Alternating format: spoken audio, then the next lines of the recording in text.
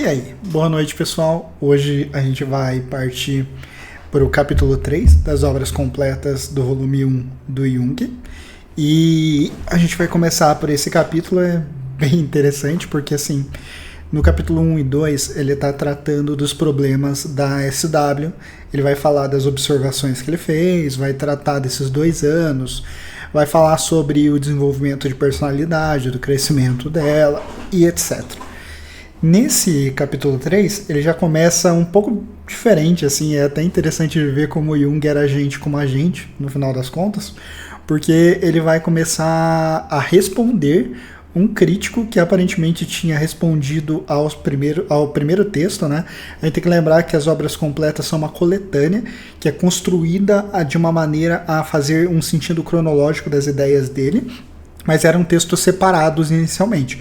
Então, os 2 primeiros capítulos que a gente trabalhou eram um texto separado e agora, nesse ponto, ele vem respondendo às pessoas que leram o primeiro e o segundo capítulo, né?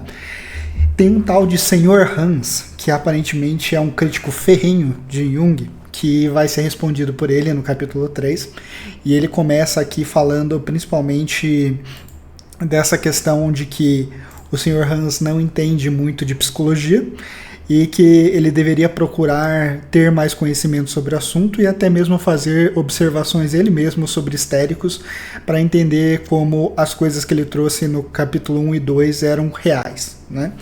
E partindo desse ponto, ele começa a trazer essa questão da SW de novo, e aí ele vai explicar algumas coisas, né?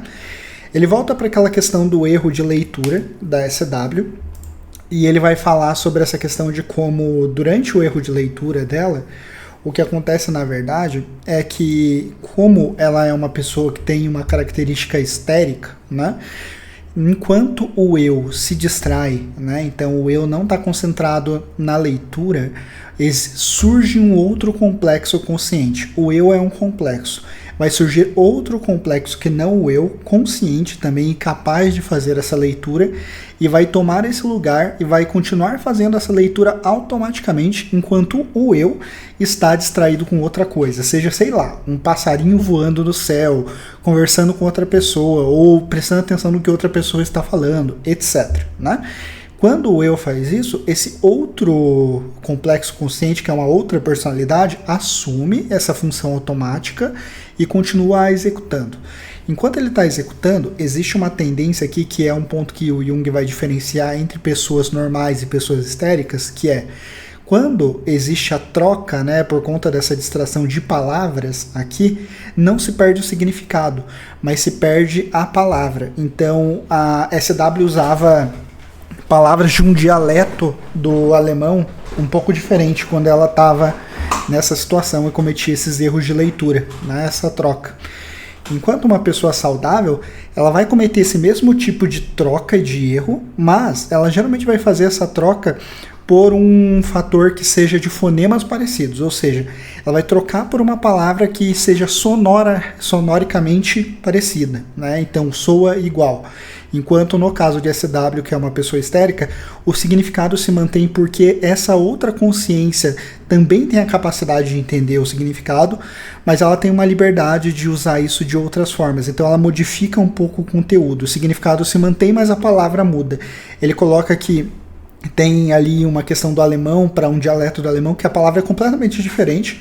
Ela troca essas 2 palavras quando está fazendo a leitura, mas o sentido se mantém, porque elas são sinônimos, na verdade, essas 2 palavras. Então aqui ele vai trazer esse ponto de que é interessante perceber que no caso dela, a capacidade de absorver a informação visual, que é o que está sendo lido, se mantém, mas essa questão do controle sonoro do que sai, do que é dito, já não está necessariamente sobre posse dela e não pode ser controlado, né? O ponto que ele vai trazer também nesse assunto, para apontar que esse tipo de erro que a SW comete de manter o significado, mas mudar a palavra, é uma coisa que acontece com histéricos, porque o Jung tem uma série de experimentos de associação de palavras, através das quais ele consegue evocar complexos, né? E ele vai dizer que através desses experimentos ele pôde comprovar isso, que apenas em pessoas histéricas esse tipo de coisa acontece. Outra questão é o fato de que ele vai colocar que essa troca de palavras acontece de uma forma furtiva. Ou seja, quando uma pessoa sã comete esse erro, ela normalmente percebe que cometeu esse erro e se desculpa. No caso de SW, não, ela seguia em frente e era como se ela não percebesse que aquilo estava acontecendo, aquela troca de palavras. Era uma coisa recorrente e da qual ela não tinha controle mesmo. Aqui o Jung vai apontar que esse erro histérico de leitura, né, ele tem muito valor, na verdade, porque ele é uma das formas que a gente pode comprovar a autonomia dos complexos. Ou seja, através desse fenômeno, a gente consegue verificar que existem outros complexos conscientes dentro do histérico e que, através deles, esse tipo de situação na qual, mesmo o eu estando entretido em outra situação, sem estar focado no que está fazendo, ainda assim é capaz de gerar um automatismo através desse outro complexo consciente e gerar respostas, né, que fazem sentido e que têm significado ainda coerente. Para isso, o Jung também vai apontar que essa situação do erro histérico de leitura tem muita similaridade com alguns dos experimentos que Binet desenvolveu, né? O Binet ele desenvolveu alguns experimentos. Vou dar aqui alguns exemplos que são os que o Jung usa.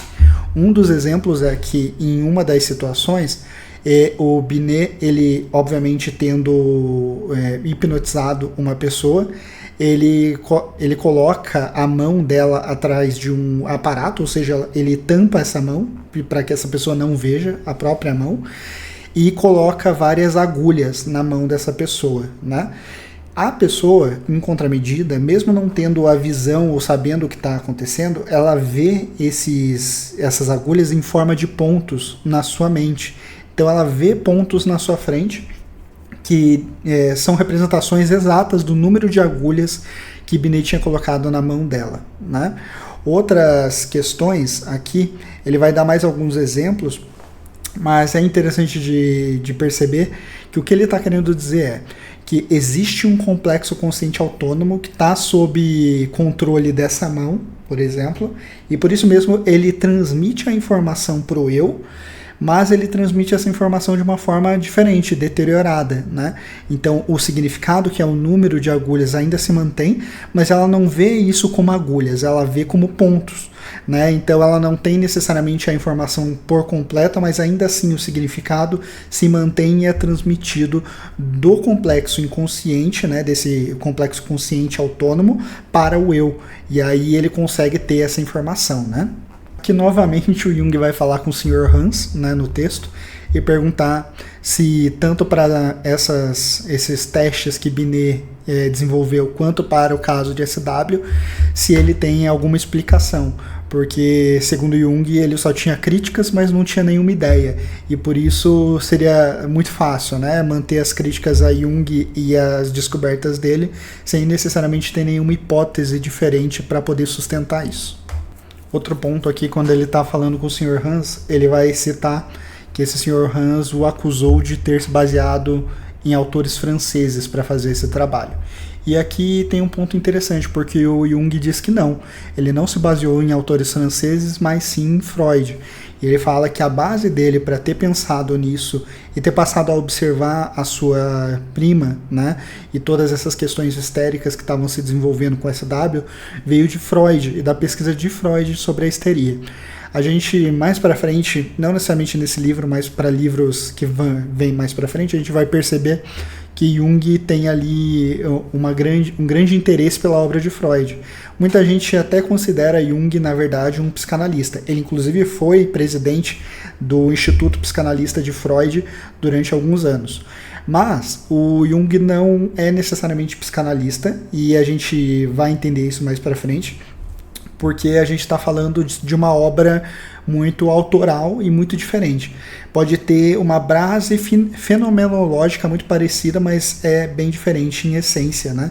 Até porque o Freud ele vai falar muito da questão da potência sexual, da energia sexual como base, né, para as questões psíquicas, enquanto Jung ele vai entender que o inconsciente ele é muito mais profundo, com essa base no self, nos arquétipos e nos complexos, que a gente vai entender em livros mais adiante como funciona. mas são bases muito diferentes para entender a psique e o ser humano, né? Mas é interessante de ver que sim, ele tinha contato e ele conhecia Freud e se baseava nas pesquisas dele também para desenvolver as suas próprias, né? E é isso. Por hoje a gente terminou esse vídeo e a gente continua amanhã. Até a próxima.